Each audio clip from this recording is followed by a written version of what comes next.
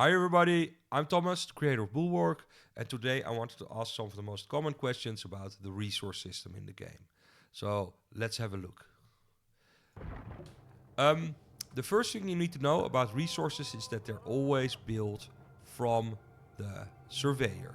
So you will see them a good spot for us. highlighted from when you're flying around. The surveyor always makes all your infrastructure. So here's some stone, here's some wood, and let's just drop it and see what happens. At the moment, the extractor isn't working. You can see that when you open the flow with the tab. I'm using mouse keyboard today. It's not receiving any workers and it's at +1. That means I can build one distance away.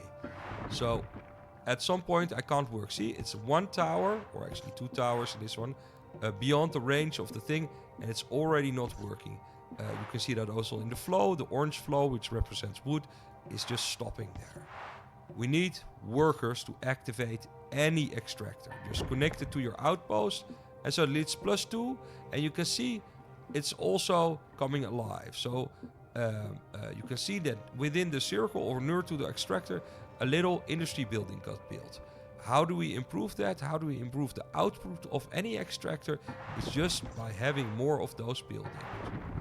You can see it's not building houses. The people aren't building houses. They're building a little sawmill, some storage. They're building up the industry. For each of those little industry buildings, the range increases. So you need a bunch to go +1, changing per resource. And let's look at the stone in that case. Again, it's not working when we don't have people. See, it still doesn't have access to people. So it's not doing much. Let's make a shortcut. Now it has people, it becomes +3.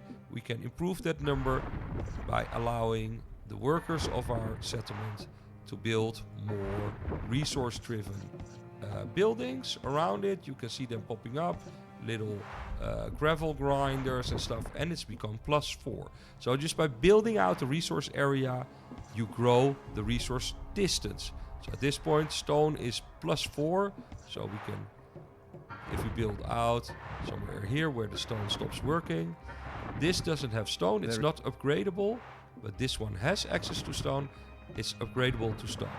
So that's how the resource, it's all about distance. Once you have resources, it's unlimited, and it's all about building up the resource area. So you will also notice this number beneath any resource area. That is the remaining amount of towers or floors you can build of that resource. So for for wood, every time I build one, the number will eventually go down. It was 37, now it's 35. If I upgrade the tower, it will do so. See, it was 49, now 47. So that's the amount of towers you have left, and that will shrink the range or the circle. So ultimately also your output, as resource buildings can't be made, can only be built by population inside the circle of the extractor. So on to the next question. How can we get more extractors? It's the number one question I get. Well, the answer is fairly simple. There's a number of answers. There are random events or random encounters that will happen mid-game that will unlock commanders that buff resources, but they also come with an additional extractor. They are on your free house soul tree, so that means your population, I think somewhere around 1,000 or something, they will unlock as these white commanders, and then they can be found in the world. If they're not visible here, they won't unlock, and you need to build more free house population. The other way to get extractors is simply by going off to an NPC settlement, or how do we call it, a faction settlement you do not own. And we can have a look. What's there?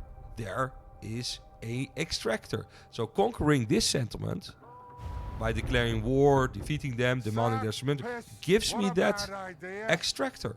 So that's one way. You're joking, right? Get some pirate blood going in that settlement of yours. Then we'll talk. There are also non-violent ways of getting access or getting a settlement to join. That means you need to be aligned. How do you get aligned? By becoming, in this case, it's a bannerless, a pirates colony, is to become more like them. Invite in pirate refugees, invite in pirate commanders, find pirate captains, increase the population of pirates within your settlement to the point that they perhaps become even a dominant political force. And then you suddenly see some settlements say, hey, we'd like to join you. You're our friends.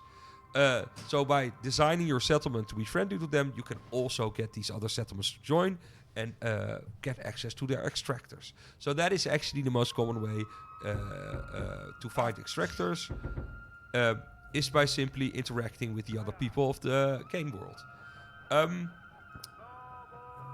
You can also change, of course, the starting settings to give you 2 of each extractors, which is already seeing how very resource-rich things are, quite a lot, and you wouldn't need a lot more to keep going.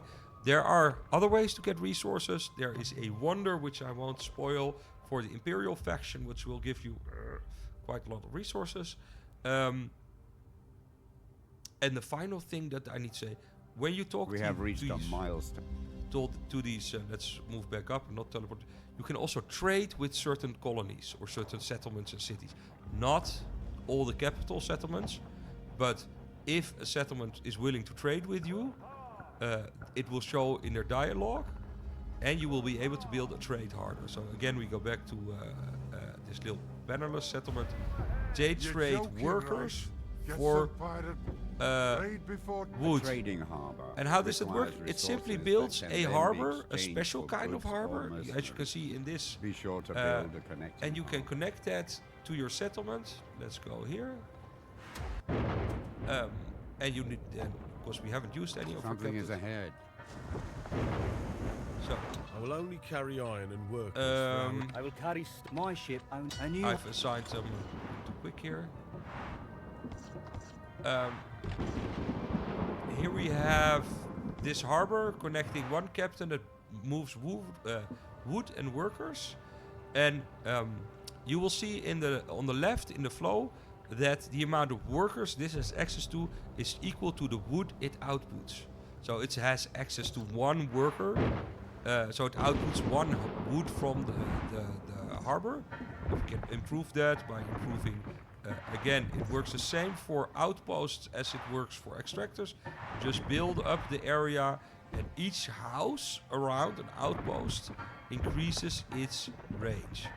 As well as if you upgrade it. So if I just buff this a little bit, if we're lucky, and by the way, harbor trade routes do not diminish anything.